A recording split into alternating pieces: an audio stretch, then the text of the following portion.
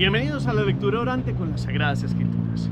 Este viernes 24 la Iglesia mira la vida de San Francisco de Sales, obispo, un hombre de una amabilidad y de una santidad por su bondad de corazón que ha contribuido también en la fundación del monasterio de la Visitación, de las Visitandinas. Para nuestra lectura orante hoy tomaremos el Evangelio en el capítulo 3, versículos del 13 al 19. Escuchemos con atención. Después subió al monte, llamó a los que él quiso, y ellos se acercaron a él, y designó a 12 para que estuvieran con él y para enviarlos a predicar con poder de echar los demonios.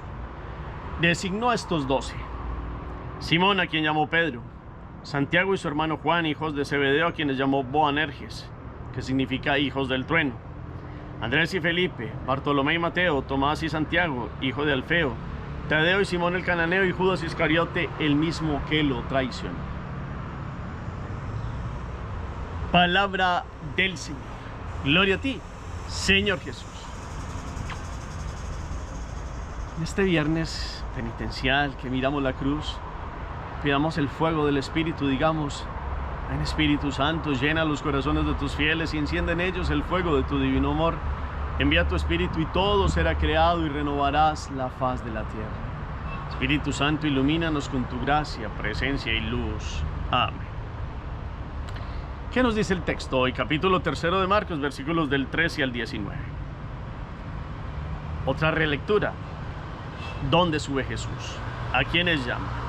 ¿Qué poder les da? ¿Cuáles son los nombres de quienes lo siguen? Hacemos la pausa. La segunda lectura. Algo que hoy nos haya hecho arder el corazón. Una palabra, una expresión, un gesto, un versículo, alguno de los personajes. Coméntenos. La tercera lectura es una síntesis para que hoy meditemos la palabra. En este viernes nos trae San Marcos la elección de los 12 apóstoles. Apóstol significa enviado. Eso es lo que significa apóstol. Los evangelistas, entre ellos Marcos, nos van mostrando cómo llama a unos con nombre propio en algún momento determinado. Es muy interesante hoy porque nos muestra ya un momento concreto donde llamó a los 12 como grupo, como aquellos que representarían ya no a 12 tribus antiguas, sino que serían el nuevo pueblo de Dios, los que serían los pilares fundamentales de la iglesia que Jesús vendría a fundar con su sangre, con su cuerpo, con su vida entregada.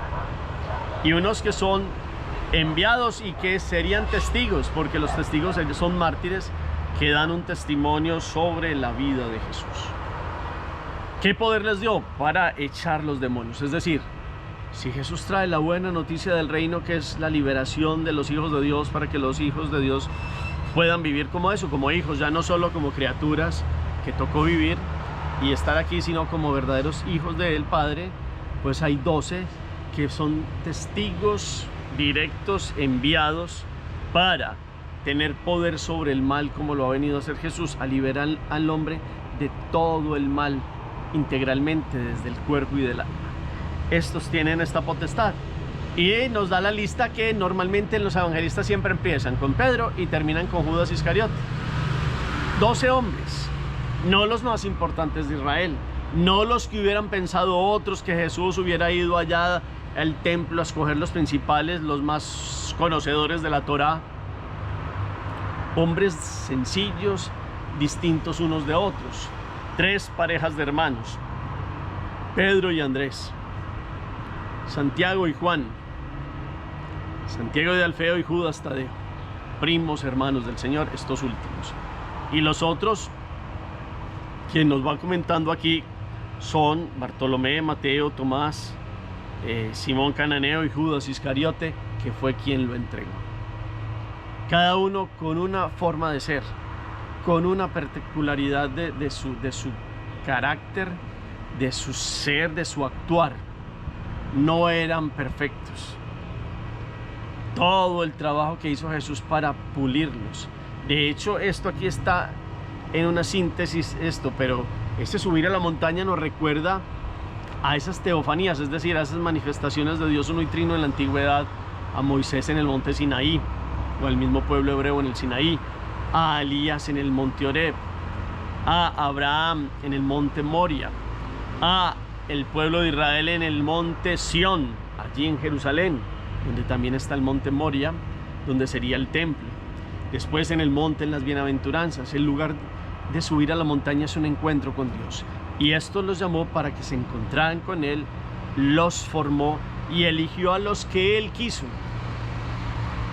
Hoy entonces todo nos habla de elección de unos hombres que no eran perfectos, que Jesús los llamó para perfeccionarlos en el amor, y cada uno se fue dejando perfeccionar. Y no fue, inclusive no fue antes de la cruz que quedaron perfectos, no, fue después. Ya después vino el Espíritu, los santificó a aquellos que lo habían abandonado, a Pedro que lo negó.